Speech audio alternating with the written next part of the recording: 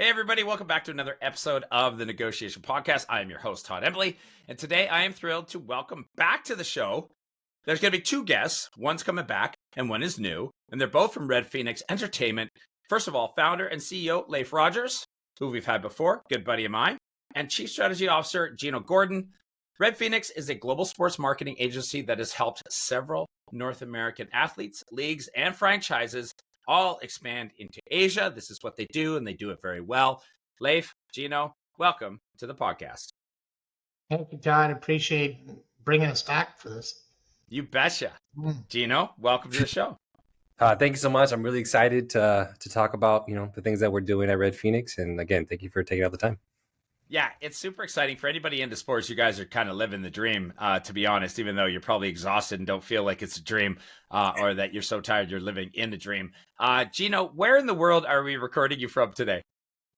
I'm currently in Tokyo, Japan, where I've been living for the past 10, 11 years now. Okay, cool. Leif, where are you today? I'm home. Gino just flew back to Japan. We just did 10 or 11 days, Boston, Brooklyn, LA, and I'm home in Philadelphia today. And then tomorrow I leave for Hong Kong, Macau, Shenzhen. Right. Okay. But not a Phillies fan, a Mariners fan, though. Still? Yes. Right? Oh, for sure. Yeah, absolutely. Yeah. Obviously. I mean, really? Phillies? So let's start today. Leif, going to come to you first. Thanks for coming back on the show, old friend. Can you give the listeners an overview of Red Phoenix, how and why, you founded the firm and the kind of work that Red Phoenix does? Yeah, no, I moved home from China in 2016, kind of fell into it. There was I worked in banking in China, and there was a financial firm that sponsored the Rockets, and we were in Houston at the time, and he asked me to help him out with the sponsorship and to serve as his representative, and I quickly realized he'd massively overpaid, and he only was getting about 5% of the benefit of even just local city sponsors were getting. And that kind of frustrated me, and it wasn't anything nefarious. It was just the two sides. One side didn't even know all these different aspects of the sponsorship even existed, and the Rockets didn't realize somebody overseas would even want these different aspects. And so that was how I fell into it. And at the table were some of the biggest brands in the world, your Alibabas, your Tencents, and everything else. And that was, I think, when we last talked, Todd. And since that time, we were kind of one-hit wonders with the NBA and only China, and a series of events, including Daryl Morey's tweet, was very costly to us. But we were already expanding out into different sports, different areas, and one of those was Japan, and that's how I actually met Gino. Was bringing over an NFL player to Tokyo, Adrian Peterson, and he was on the other side for a huge camp with about 1,000 kids,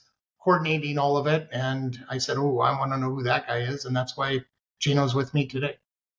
It wasn't just because he had a cup of coffee with the Seahawks? No. No. Okay, just making sure for those who haven't gleaned. Leif's a Seattle fan. He's a Seattle guy, so that's where his allegiances lie. Yeah. But Gino, you may have some other allegiances because you were a professional football player. You came out of Harvard, you played in Japan, and now eventually landing at Red Phoenix. Can you give us a little bit of your story, your background, and how you ended up in China, or how you ended up in Asia? Oh, of course. My relationship with Asia actually started prior to I was being born. So I was actually born in Sasebo, Japan. My father was in the military, and my mom is from the Tokyo area. So I was born there. I ended up staying in Japan till about the age 3.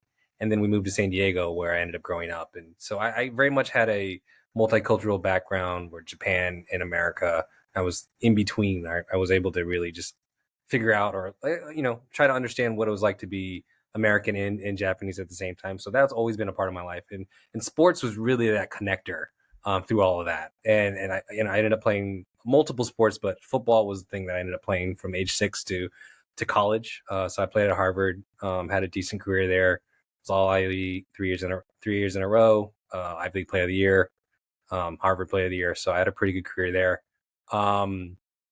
and it didn't end up making the NFL. But what I did do was find an opportunity to play in Japan, where there's a corporate league that's been around for 35 years. We can talk about this later, but American football has been in Japan since the 1940s. So it has a long, long history there. And I was able to play for about 5 years and had another, great experience where we won a couple national championships, won MVP of the league and stuff like that. And then from there, worked as a consultant at a Japan entry firm, basically acting as the in-between between Japanese corporations and international startups to help them enter the market. And then finally, where I met Leif at that camp, he told me what he did, and I realized, like, this is what I want to do. Being able to connect American sports into the Asia region was something where I felt like it was a match made in heaven. And from that moment on, it's been Leif and I, taking on the world. So it's been a great experience. Cool. I got a quick question for you. I've had a few family members in hockey get very close to the NHL, not quite make it, including my brother. He played pro for a few years, but they have all said that there's this almost indecipherable, very, very infinitesimal difference sometimes between those who make it and those who don't. Would you be able to put into a few small words why you feel you didn't make it to that level when some others do? Well, I mean, there's obviously a lot of factors because each NFL team has only 53 people on roster, probably two practice spots. So it's just a matter. And if you think about athleticism or what you do on the field, everybody, for the most part, it's pretty much indiscernible. So a lot of it has to, I won't say it's political, but a lot of it is being able to talk to the coach and say, hey, take a chance on me. And no offense to Harvard football, I think it's a great history and stuff like that, but you're just not from a big school, and your priorities, not a big football school. No, not a big football school at all. So my priorities lied in academics, and sports was a passion of mine. But I knew that I wasn't going to be, a Pro Bowler, like I wasn't set to be a Pro Bowler. So even though I tried my hardest. I think people in the end of the day just realized that, like, I had other options, and when you have other options, you're not going to get that extra chance. So I would agree with what everybody says. Like there's a very, very thin line between those who make it and those who don't make it. It's really just being lucky enough to get the opportunity. Go ahead. And I'm sorry to get I'm interested. Don't get to talk to a lot of people who have been that close, honestly. When you have other options versus you're up against the guy who has no other options, does that mean something? I think that's the beautiful thing about sports, and when you're in it, like especially with football, like it's who wants it more, right? And not to say that I didn't want it more or less than anybody else, but that if you have a plan B in the back of your mind, I feel like, and even on the image of things, when people like look at you and say, all right, well, this guy has other things that he can do. People would rather take a chance on a guy that said, all right, this is the only thing he's going to do, and he's going to get it done. So I do believe that there is something to that. But in the end of the day, football is my love. That was the thing that I always wanted to do. And I was lucky enough to find an opportunity in another country, which took me a completely different route. So it was one of those things where, like I did have other options, and I prepared in that way to have those options, and whether it hurt me or not is kind of, doesn't really matter at that point, because sports was my love, and it still is now. So it makes sense because, Mark Cuban, famous investor in a lot of different stuff, has said that he, at least he said at one point, he would never invest in a company that had an exit plan in their pitch deck. Because he didn't want them to even be thinking about plan B or an exit strategy. He wanted them completely focused on winning, and that was it. And I don't know, that kind of ties in to kind of what you're saying there. So, okay, thanks for indulging me on that. No problem. Okay. Leif, this is it's a big topic. I mean, we're talking about North American sports into Asia in general, right? How would you assess the popularity of different North American sports in China? For example, obviously the Super Bowl happened. We had the Swift effect. Did you ever notice that was something the Chinese people were turning into? And then, after that broader assessment of the major North American sports and their attractiveness or the attention that they're garnering in that area of the world, which sports and athletes are really particularly popular right now? I think since we last talked, Todd, the sports landscape has evolved, which has been a great thing. They're getting just the younger demographic is a lot smarter. They dive deeper. I don't want to generalize, but in the past, it was just, whatever team was number one was okay. That's who we're the fan of, and there wasn't as much heart or just kind of knowledge of the game in it. And I'm seeing that, especially with the younger demographic, where in that Adrian Peterson trip was a classic example of it. That pulled, NFL is an emerging sport over there. The NFL has been there, I think, 16 years, 17 years. They've never played a game there. But you do have a fan base, and they're very passionate about it. And flag football seems to be doing very well there, and it's definitely an emerging sport. But there were kids that were introduced to Adrian that knew more about the NFL than all three of us combined. And these were like 21-year-old kids. And that was a real touching moment where they're talking about his Oklahoma plays and a play he did. And I'm like, wow, how have you even seen this? So I'd say what I'm seeing across Asia, and you saw it in the Olympics with Tokyo taking the title in skateboarding, is that they're a lot more diversified. Before it was just kind of soccer. And then in China, it was NBA, but pretty much everything else was just on the wayside. And I don't know, Gino, I know I'd like to hear your commentary on Japan, but I guess there's lacrosse is growing like crazy in southern China, and rugby is taking off over there. And you're just seeing, and we're in Korea, we're in Taiwan, we're in Hong Kong. We've been doing a lot of work in the Philippines. And so maybe it's the impact of all those countries and all their different loves of sports is I'm getting this feeling. But even in China alone, I've had multiple conversations about mountain biking and skateboarding and these endurance runs where you're running 24 hours. And that's been a real cool thing to witness. It's really evolving across the board in sports over there. Okay, let me stay with you, Leif, just for one more second, because I want to see what your take is historically leading up to now. Why does it feel like sports has been such a big part of life in North America, such a big part of life in Europe? Why hasn't, in your opinion, and obviously just your opinion, why do you think, and I'll put it this way, positively, why do you think sports has so much room to run in Asia, given that it seems to be at its infancy in so many sports that have such a long history in other areas of the world? Yeah, that's a real good point. And again, I'm never want to generalize, but I think it's that for a lot of your Asian cultures, they've never had time to do any sport. It was only about studying. And you know this, Todd, that at middle school, they're putting in 12, 14-hour days, and who knows in high school.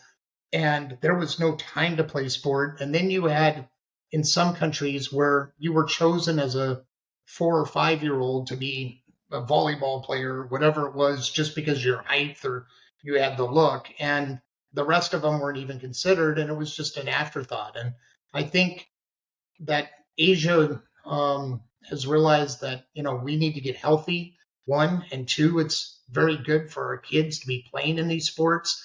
And it's good not just physically, but good for, teamwork, camaraderie, challenging, and also to help them in our international world, help them when they go study abroad. And I think that's a big component of it. I heard that's why lacrosse is so big, is because they know that it's popular in the Ivy League schools, and it's something that they've got the build for. And so I think you're seeing just a general, people want to be healthier. Yeah. You remember the city I lived in, Jinzhou? I mean, this is tier three city, and I've got friends that probably smoke 3 packs a day that are now out mountain biking, and it's spreading across everywhere. And I think in Japan and Korea too. Gino, and what's your thought on Yeah. I Gino, I'll mean, come over to yeah, you. And I want to give you a stat first before you comment on that.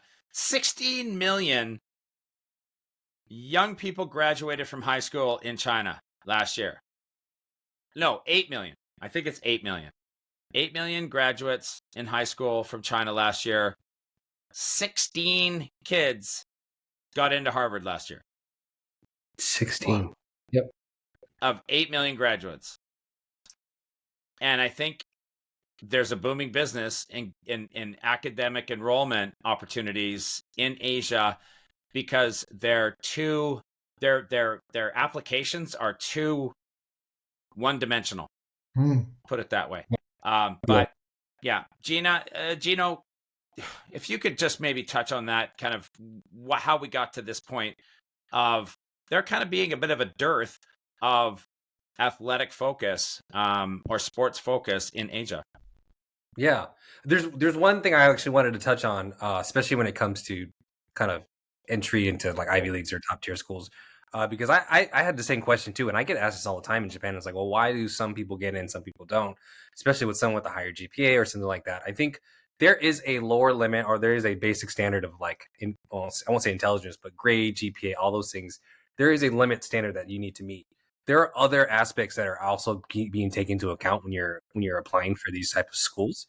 A few of them, and I don't know if this happens in every school, but like I went through 2 or 3 different interviews with alumni to see if I was a cultural fit, my leadership capabilities, and stuff like that.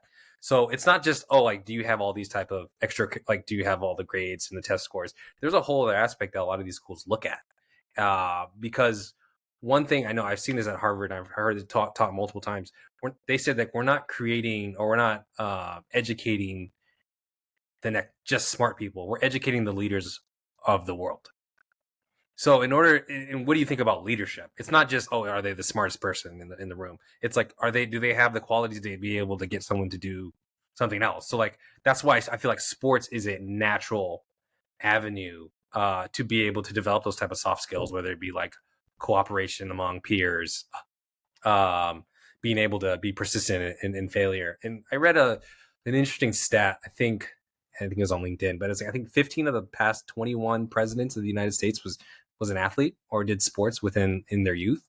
And that just goes to show like American culture, athleticism, being able to kind of be that kind of in front leader is something that is valued in American culture. And that's one of the reasons why I feel like it has a huge space, or at least mind space within the US. And I just don't think that's necessarily the case in Asia. Sorry, but that's basically what I think about. You're Yeah. right. It's a leadership hack. Yeah. 100%. 100%. To be able to be a leader, you can, if you're a captain of your football team, it's easier. There's an easier transition for you to be a leader of whatever company. And that's why I feel like there's a clear synergy between business people and sports athletes. That's why there's so much love in between the two, because a lot of people who are successful in sports can be successful in business. Yeah, I mean that's why in my house I am head of sanitary department, and my wife has nominated me that, and I've earned it because of my prowess in sports. Gino, yeah, to the question of the history of sports in Asia, what are your thoughts?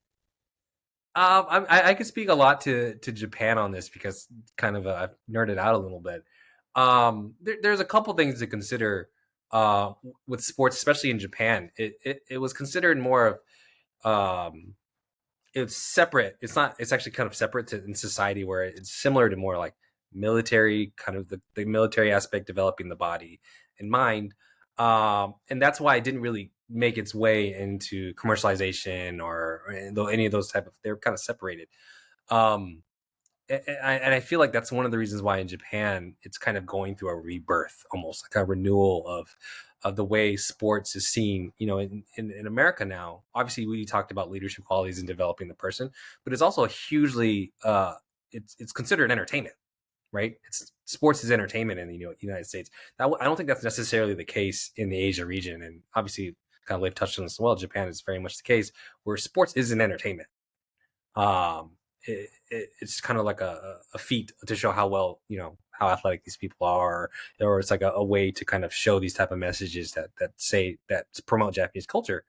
But I'm seeing right now that people are changing the conversation, saying, "Hey, sports is entertainment. Sports is hospitality," and that's why I feel like we're kind of in the precipice of a rebirth, or at least a renewal, and kind of renewal of interest in sports. And I'm seeing this all over the place in Japan for sure. Okay. Now, I want to talk a little bit, and I want to stay on Japan, and maybe Gino will stay with you a little bit. Mm-hmm. There is almost no greater example, I think, of what an individual can simply do for a sport in one country. With all due respect to Tiger Woods, Yao Ming was an unbelievable, and not only an ambassador, but just driver of the interest in basketball in China. And these, but and it's interesting because I'm heading towards talking about Ohtani, and it has been incredible. I'm very happy to say that he is on my fantasy baseball team, and I am very unhappy to say that he's not a part of the Toronto Blue Jays.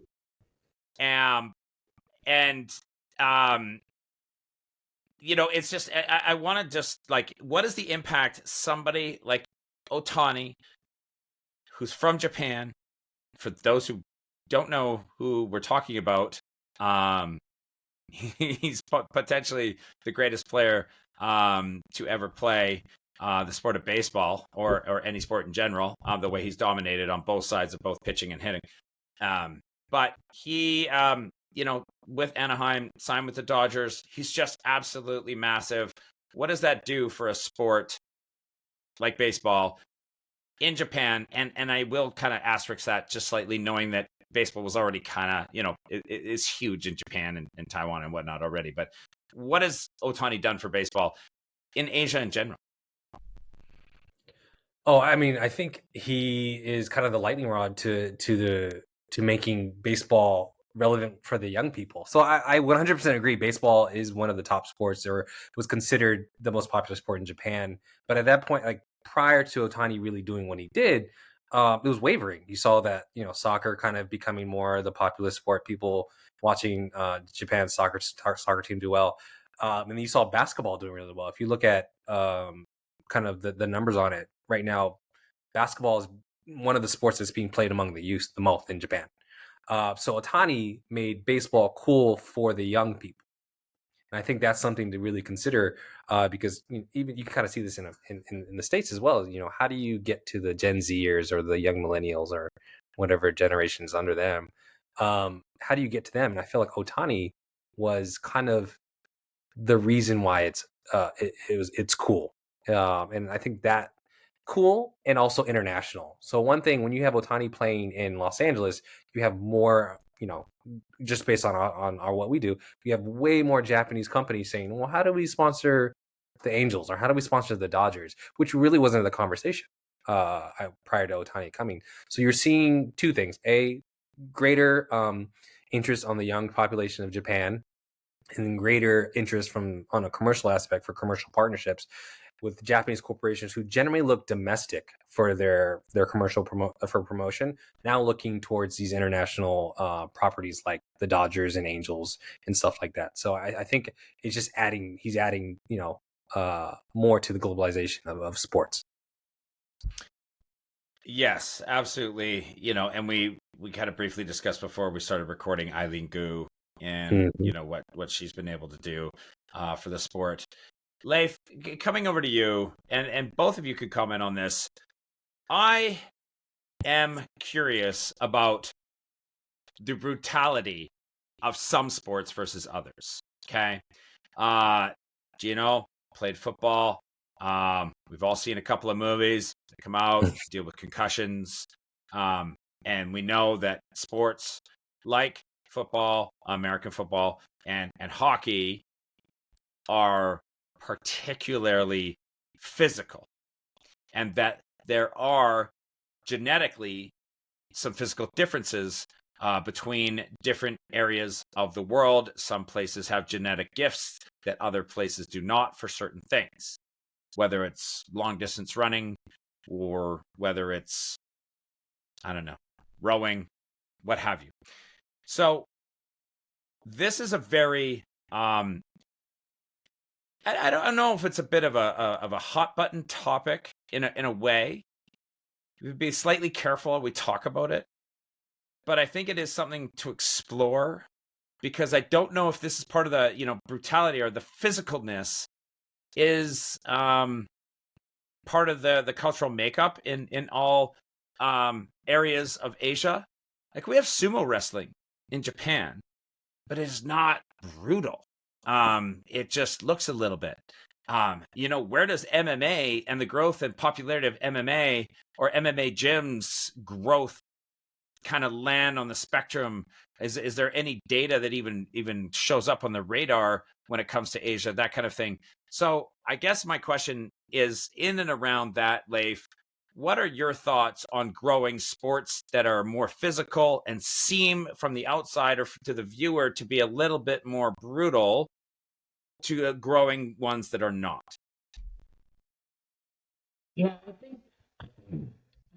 I think that argument swings both ways. I mean, I know, because I've talked to NFL China a lot, and that there was a reluctance of the parents to get involved into a sport that is just, from their eyes, from seeing it on TV, is absolutely brutal. However, I'd rather the NFL would talk about this. They can say it much more eloquently. I witnessed it, that they switched more to at the Pee-wee level to flag and kind of ease them in, and only the top students, and they were all in their 14, 15, hitting that age group, were starting to put pads on and everything, because by then the parents were not only completely comfortable with the sport, but just diehard fans. And you're seeing Chinese American players that have come over here. One of them's our intern right now, Paul, up in, what school is he at in Rochester, Gino?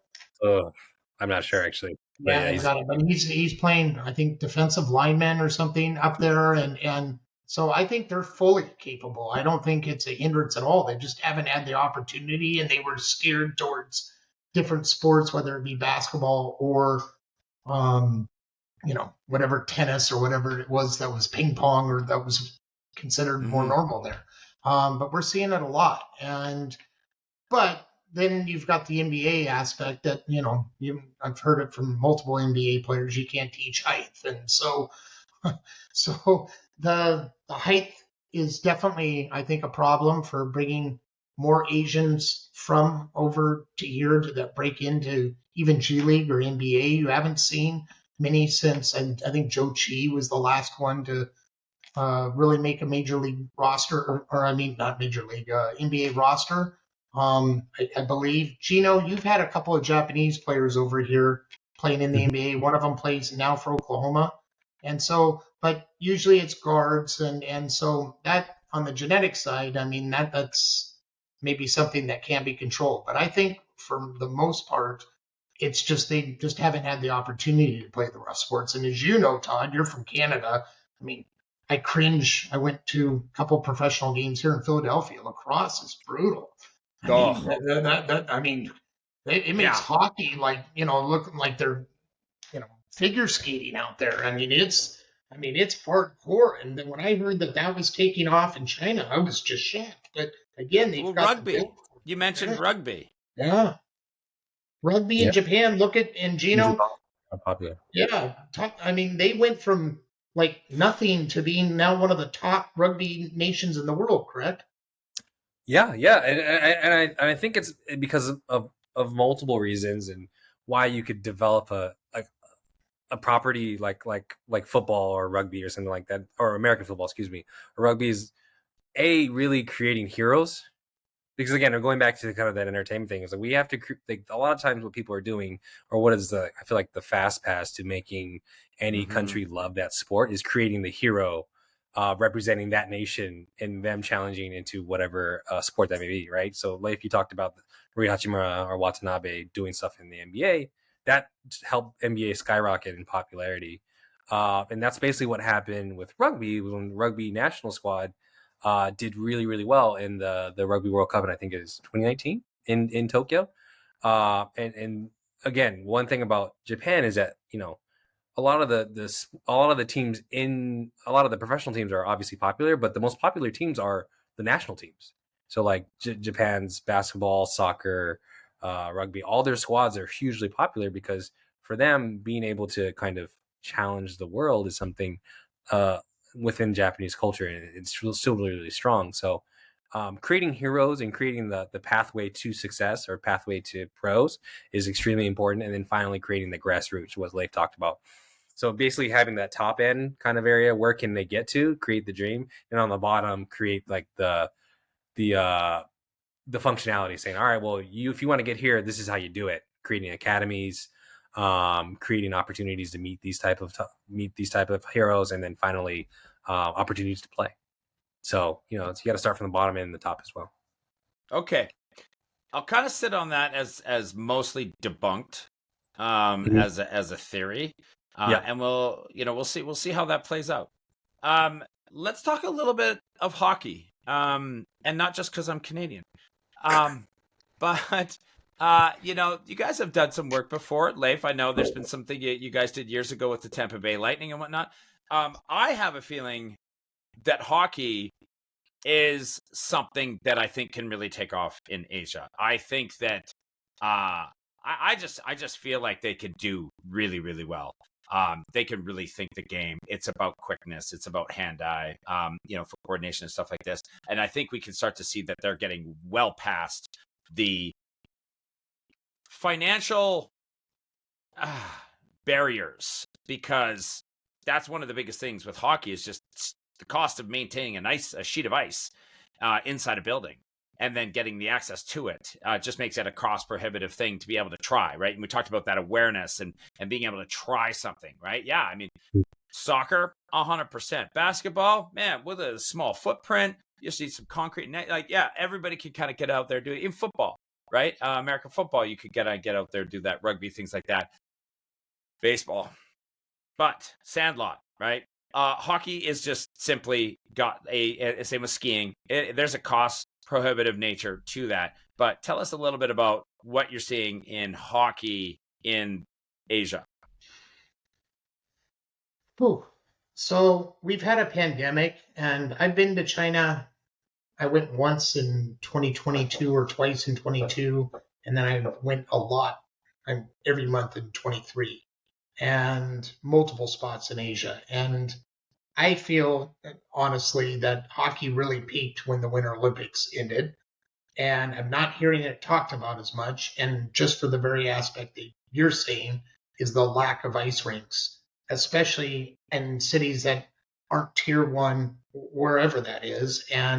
But to that point, the ones that are involved in the sport that I've met, and I've met some in Japan as well, they're the most passionate hockey players I've ever met.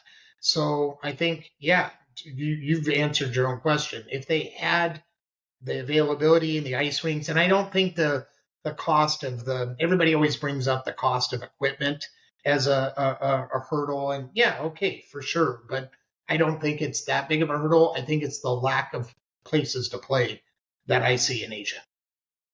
Is it in marketing?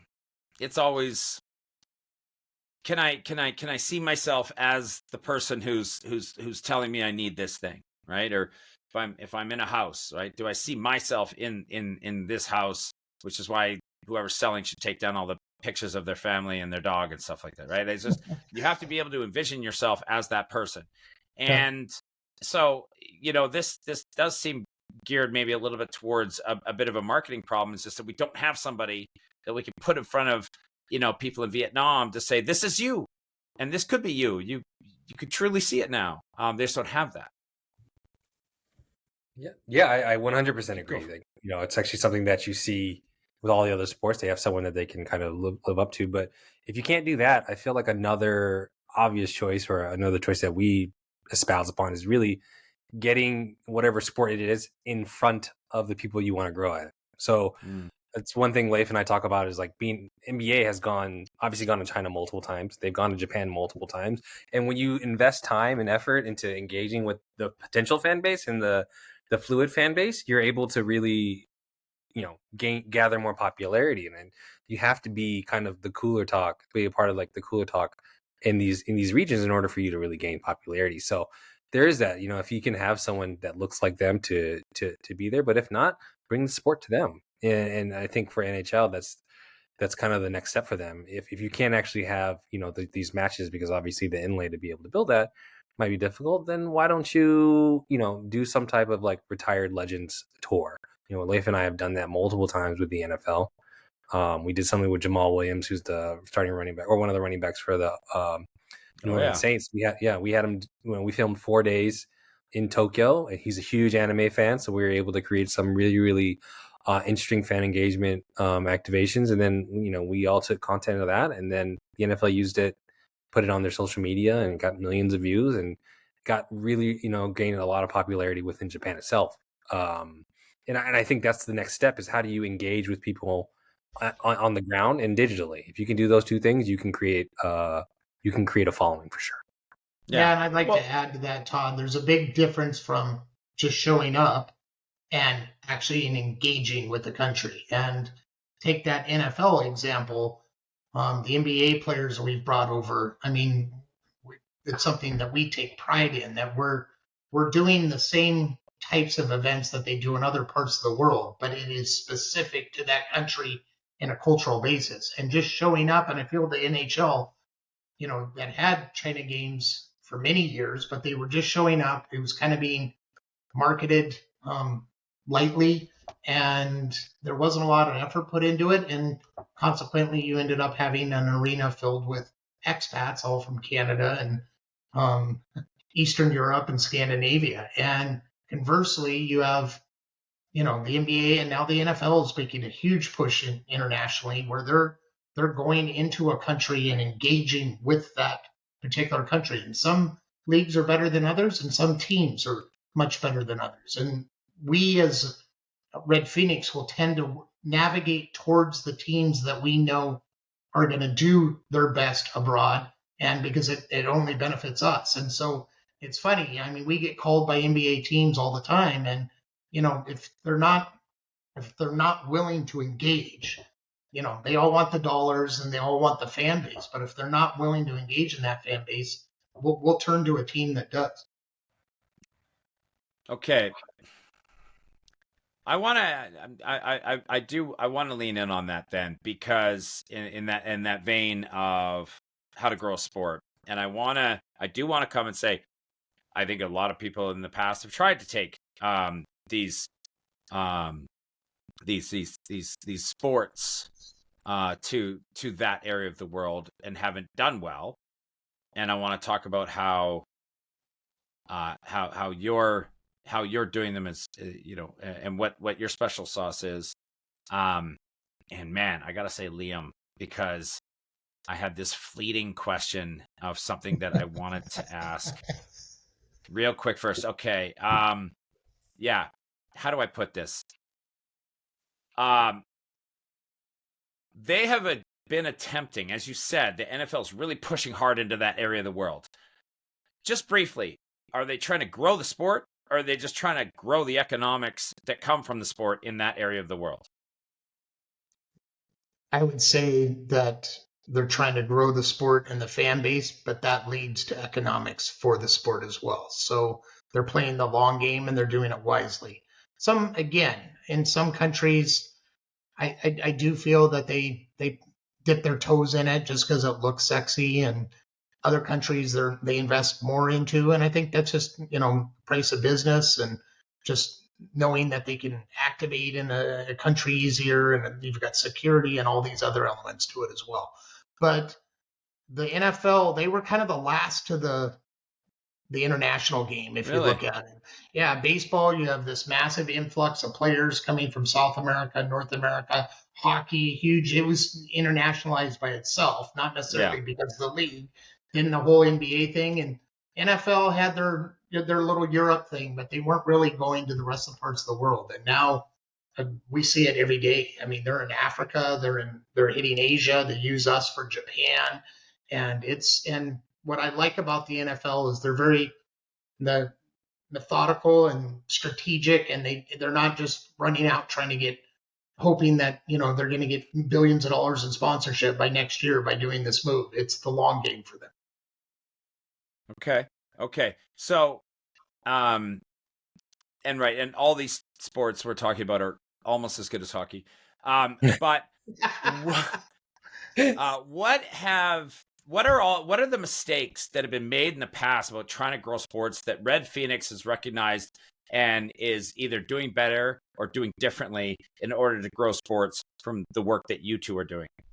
All right. I'm going to answer first, and then Gino, I'd like your side because Gino handles a lot in Japan, which is a somewhat big market, one of the tougher countries, I would say, to do it in. So we actually got it from feedback from the players when Red Phoenix was first formed and we were bringing over active NBA stars over to Asia, we purposely will do it when they're on their shoe apparel deal trips. So, for example, take any player, they're flying over, they hit Tokyo, they're doing their Adidas show, then they go to Seoul, and they go to Beijing, and then they go down to Manila, and then they even go on to Paris and everywhere else. And they're doing these same cookie cutter events for Nike or whoever it is. And that's fine. They work great and whatever. But when they'd hit Shanghai, we would dovetail and do our event the next day or the day before. And again, we put a cultural element into it where it's a real engagement with these fans and it's a real engagement with the brand or whoever that is, and manage both those sides so that you're eliminating the nonsense, but making it impactful where where the fans or whoever's involved in this are walking away with a much better experience than being walled off and just it's this 1 hour show that's done in every city across the world, and the players really resonated with that.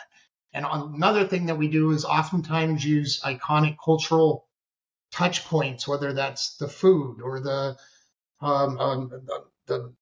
a site or a market or whatever that is, and have the players engage there. And this is something that they never got to experience. So they're happier, they're doing more. The fan base, the brand, whoever that is, they're a lot more touched because they're in our country and they're experiencing what we're proud of as a nation, and it works well. And then I would have to say execution is key. And Gino and I run an extremely tight ship, and knowing that if anything goes haywire or if there's ever, especially a cultural mishap, we're done. And so it's something that both Gino and I are very careful about, but what we've done and the content we've produced, you can see it in the players and the fans or the brand's eyes, how happy they are. All right, Gino? Yeah. I mean, Leif kind of hit the nail on the head there, but I think Leif's absolutely right. Just the cultural approach in being able to say, instead of saying, "Hey, let's monetize now," which is we hear it quite a bit because there's such a large market. It's just being able to have a more localized approach to how we do business. I obviously played football in Japan, and then I did business in Japan with Japanese corporations. I know that there's a clear difference between how Americans and Japanese do business. And I know with Leif, talking to Leif, there's a clear difference between how Japanese and Chinese do business. And just having that awareness when we're thinking about commercial partnerships, saying, hey, like, I understand this is not how sponsorship sales goes in Japan or in China. This is how, we try to localize as best as possible. And we have that same DNA in everything we do when it comes to activations or selling commercial partnerships or doing any type of campaigns. So that's the main thing. The second thing is really being focused on the goal at hand, which is developing the sport. I think people always look for like the low hanging fruit and trying to grab whatever they can now.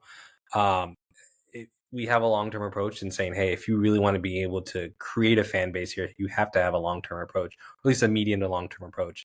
And then the dollars will come. And we always have that conversation. And it's a regular conversation we have with every single property, I think. But if you're able to kind of have a long tail approach, you can, the world is really your oyster in Asia. And all three of us probably understand this. Asia is going to be the hotbed for sports, in my opinion, whether it be tech, investment, sports tech, all that kind of stuff, all that stuff, and consumerism, it's all going to be in Asia. And it's just who's willing to play the long game to be able to really get everybody in the space. So, okay. Yeah. I know we're going a little bit long. Liam, cut this out. I want to ask a couple more questions. So you mentioned not making any kind of cultural missteps. And this wasn't really a cultural misstep. This was just a messy situation in Hong Kong.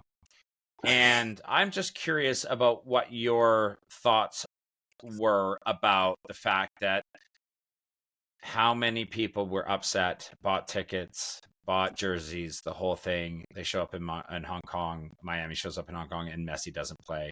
I had a bit of a debate with, Liam, Leif, what's his name? That again, the guy that Mark Dreyer. Yeah, he and I saw differently.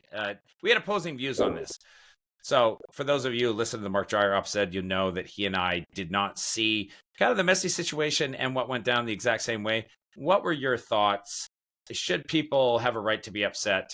Do you think, and I know that there was a contract that said Messi either had to play like 0 or 45 minutes or some other things. There were some details that weren't always fully public knowledge, but how does stuff like that play out when you're trying to do something like bring a team and grow a sport in a particular place like Hong Kong? Yeah, and I wish I knew. Gino and I are fully aware of it, but Gino and I have been traveling nonstop since that happened, so I haven't really jumped into all the details of, I read why it happened, and I've certainly heard from our Hong Kong team how angry people were, and I listened to Beckham's talk about it, but I tend to, on this situation, we've been around so many professional athletes and the pressure that they face on a constant basis. And we did a lot of work with La Liga and David Villa and Iker Casillas, and they're retired and they're still on a plane every single day. And I feel soccer stars or football stars, I mean, they're pretty much playing year round. Your top ones get a couple weeks off, maybe around Christmas, and the commitments are overwhelming. And so I tend to lean on the player's side on this. I don't know why maybe he just didn't come out. I mean, but to have it, if he wasn't feeling it, I mean, how old is Messi? If he wasn't feeling it and couldn't play and he was like trying to prevent a hamstring injury or whatever it was before he was going in the season, all power to him. But I don't know the particulars of like if he didn't show up at all or, maybe he went out and partied for all I know. Managing an injury, I think they held him out, but they didn't say anything. Yeah. It just happened. He never showed up on the field. And then people afterwards were obviously very upset. And then they tried to walk it back. And to me, it was the way it was handled. I got no problem sitting the guy out. If he's, he goes out, he starts kicking around, managing that, got up on the wrong side of the bed. Had an ache or a pain. This is, it's like 10 minutes in Hong Kong, or do I want to play the full 45 next stop in Tokyo? I don't know. But they made the decision. I just don't know if it was handled that well. But I won't press you guys anymore on that because I know that you weren't heavily involved with that or able to kind of digest a lot of that. So I'll move past that. I want to kind of open this up a little bit for you guys to flex a little bit and tell us a little, some of the interesting campaigns and some of the work that you guys are working on, some of the stuff you're working on that's coming up soon. Gino, you want to start? Yeah. I mean, I think one that I was most excited about that we did beginning of last year, it was in alignment with trying to promote the basketball, the FIBA World Cup. And it was held at least part of it was held in Okinawa, which is like a tropical city down south of Japan. And they built a brand new arena, and they were trying to figure out ways to A, boost tourism, B, get more interest and get people interested in coming to Okinawa, because it is a tourist destination post, even outside of FIBA World Cup. It's also a blue zone. Yes, it is. Actually, it is actually a blue zone as well. So some of the I think some of the most 100-year-old individuals live over there. Yeah, Centurions, excuse me. So yeah, so it's a wonderful place. I've been there a few times. But yeah, they wanted to turn into a tourist attraction because it's hugely popular locally, but internationally, it's actually quite strategically located for different countries. So they wanted to promote that a little bit more. And what we set up for them was basically a promotional tour where we had Rip Hamilton and Mo Evans, both NBA legends who spent 5+, 10+ years in the NBA. We had them come to Okinawa, and we filmed for about 4 days again, and had them film in the arena doing different things. We filmed them doing cultural events and activities specifically to Okinawa, and then trying the Okinawan food, and then created content, and then also a lookbook to promote tourism in Okinawa City specifically prior, and then they used the content which got them probably got their platform the most views they've ever actually gotten ever. So it was a huge success. FIBA World Cup was a success over there as well, and I feel like we did at least a little part to help promote it. Yeah, we're seeing a lot, Todd, of in the past. It was always we had to have the brand in Asia that, they wanted to endorse the player, and we arranged all of that. And we've been so, successful that now agencies and players themselves come to us and say, hey, I want you to help build my brand over in China or Japan or wherever that is. And we organize that trip out for the agency, and Gino's getting ready for one in March or May with a Kansas City Chief player, and we'll hit different dynamics. So we'll take something that they love, whether that's food or fashion or whatever it is, and make that a major focus of the trip, and then fan engagement, camps, that kind of pillar. And then the third pillar is more PR and interviews and just building their brand over there, meeting with corporations, etc. And one of the players that we brought, Whitney Merciless, was defensive end legend he was a defensive end, right, Gino? Yep. Yeah. And for the Houston Texans, played with J.J. Watt, and his whole one was a food component. And so we went to a 400-year-old restaurant in Kyoto, and the cooks taught him how to make a dish. And then we went to a sushi market in Osaka, and at 3 a.m. where they were auctioning off the tuna fish. And it was actually an ex-running back, a Japanese player, came over to America and made it into the arena leagues. He now runs a big sushi operation, and he was sitting there teaching Whitney how to cut the fish, how to identify the fish, and the television stations all covered it and went viral over there. That's the fun stuff that we do. I really enjoy doing that, and it touches both sides. And now I think Whitney's gone back and forth 2 or 3 times to Japan, so he's continuing to build his brand over there. Okay, I've been waiting a long time. I've got an idea to pitch to you, Leif. I think this is gonna be big. Okay, forget Gatorade, forget BioSteel. Okay, what we need plastered on all the water bottles on all the sidelines, Moutai water bottles. Yeah, I think this is a winner. This is an absolute, you get Pat Holmes, sitting there, Moutai what? It'd be amazing. As Moutai is the number 1 stock in China, I think that's going to be a pretty expensive partnership. But I don't know if you heard about the Lucan coffee collaboration with Moutai. Oh, the Lucan? Yeah. Yeah, and completely went ballistic. And that's another thing that we're seeing that's a really cool trend with brands, is that obviously influencer marketing is huge in Asia. It's starting, it's big in the US as well, but I feel like they're light years ahead there. Well, the brands are starting to try to, rather than just repeating the same type of influencer, the same type of campaign, they're starting to collaborate and focus on different demographics. And this one group we met in Hong Kong, they represent a bunch of luxury brands, and they were super interested in sports because it targets a 30 to 50-year-old male demographic that are likely to be buying the purses and buying this high-end luxury wear. And so the collaboration that they explained to me was where, you know, the guy watching TV, he's watching soccer or whatever it is on a domestic channel, but there's a scan. He scans. If he takes that in, he gets a free, like, I don't know, fashion Louis Vuitton little mini purse with the brand of his team on that purse. Yeah. And then he gives that as a gift because it's a one of a kind to his wife, who now she already bought Louis Vuitton, but now she wants even more. Now the husband is familiar with the brand, and I thought that was genius. And we're starting to see the Luckin Coffee, Motai, these different collaborations that I think pre-pandemic you would never have heard of. Yeah. I don't know. I mean, none of this can't be any worse than the Dunkin' Donuts thing through the. I mean, for those who haven't seen those commercials, go check them out. They're kind of funny, but I think they miss, unfortunately, and I don't think it's Tom Brady or Matt Damon's fault either. I hate to say it.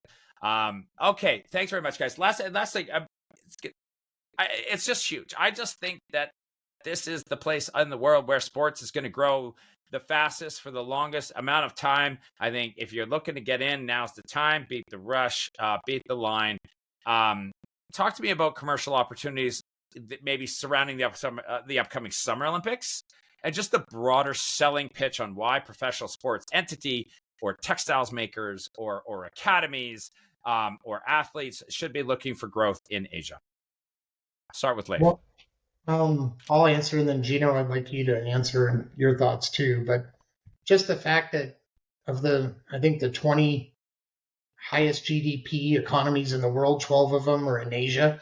And so I think Asia should be a focus for everybody. And with regards to the Olympics, the one thing North Americans, I feel, miss the boat is just how powerful and popular Olympic sports are across the globe. I mean, it's got that Super Bowl feel. It's got that World Series feel, and it pulls out fans and all age groups that I don't think know anything about sports. And so it's super powerful. And for brands out there, Olympians are wonderful to deal with.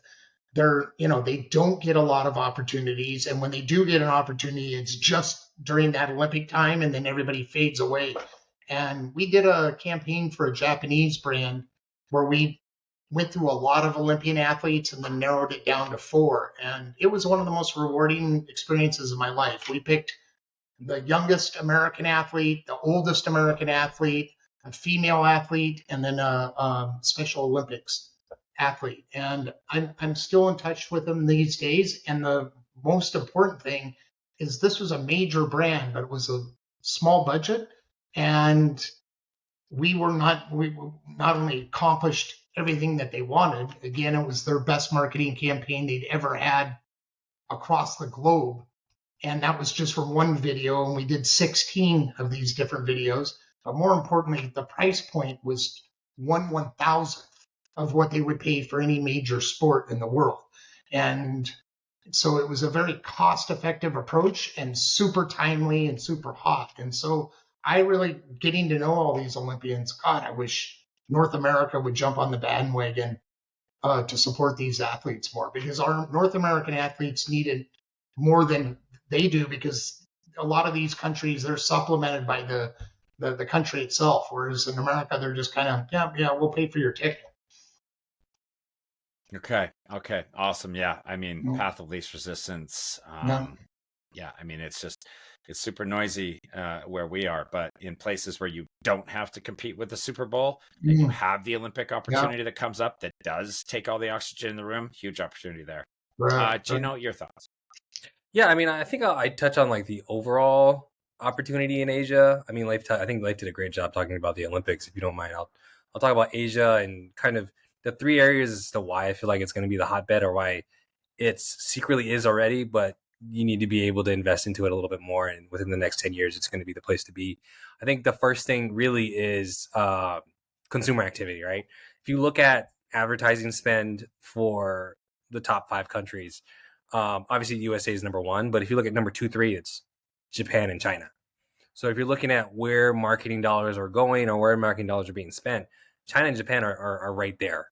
So you're seeing a lot of opportunity for sports to be able to, if you're talking about commercial partnerships, which is usually through marketing, you're seeing there's a lot of opportunity there that's just not really being accessed, or it's only being accessed locally. If you're looking at Fortune 500 companies, there's 210. Again, you have some of the largest, you're talking about GDP, some of the largest economies in the world are China, Japan. I mean, Japan's not fourth, but China, Japan, India, South Korea, they're all in that one strategic area. If you have an Asia strategy to be able to access each of these markets, you're accessing the next gold mine, right? And then finally, the last two, and one is the younger population. Obviously, we did talk about the aging population for Japan and China, but if you're still looking at Southeast Asia and those different areas, you're still seeing like almost 60% of the young people in the world are still in this area. So they're all digitally savvy. They're able to they're globalized. So you're seeing a lot of young people whose appetite is open to global properties or American properties like sport, like NFL and NBA and stuff like that. And finally, investment, right? If you're looking at by 2026 or something like that, sports tech or the sports industry in Asia will be the largest in the world.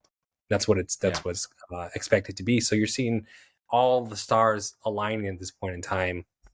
Even if you look at all the kind of underlying issues of these economies, you're seeing that, okay, there's a large middle class that's willing to spend, that's digitally engaged and globally focused. That is literally the recipe for success for any type of property. So you just got to get in the game now and do the work. And that's kind of how I feel about the situation. I feel like there's a huge opportunity, and if you can really invest into that, you're going for gold, really. Yeah, I think it's that's the thing. It's not going to be cheap, and it's not going to be easy. But oh my gosh, is it going to be worth it? You just have to have the cojones to hang in there, and it will eventually absolutely pay off. It's just going to take some hard work. All right. Thanks very much. Leif, buddy, thank you very much. CEO and founder and CEO of Red Phoenix. And of course, to Gino Gordon, Chief Strategy Officer for Red Phoenix. Thank you both very much for coming on the show. Thank you. Thank you so much. Okay. For those of you listening to us audio only on Spotify or Google Podcasts or Apple Podcasts, please don't forget that we have the video full version, and you can see all three of us on the full length YouTube video or on the YouTube Shorts over at the WPIC YouTube channel. But for me, for Leif, for Gino, and for everybody at The Negotiation, thank you very much for listening, and we'll see you next time.